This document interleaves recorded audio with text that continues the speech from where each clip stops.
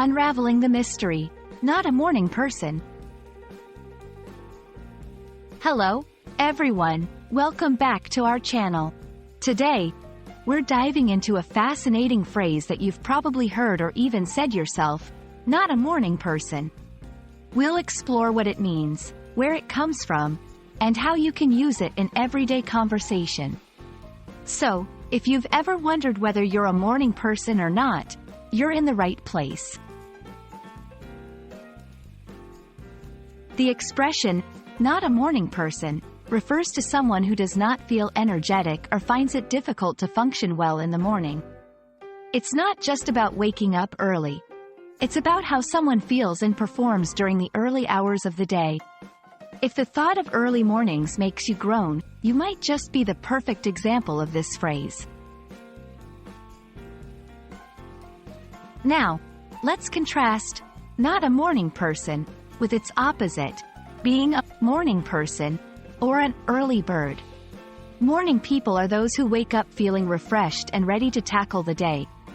On the flip side, we have night owls, individuals who thrive in the late hours of the night and may struggle with early mornings.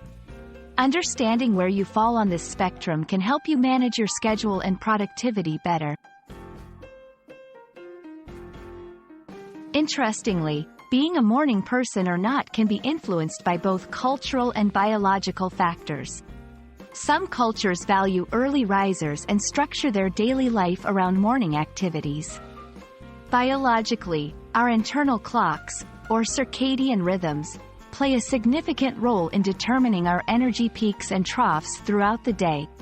So, when someone says they're not a morning person, it might be their body's natural rhythm speaking.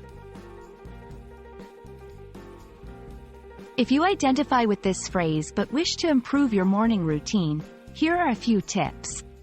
Gradually adjust your bedtime to be earlier, allowing for more restful sleep.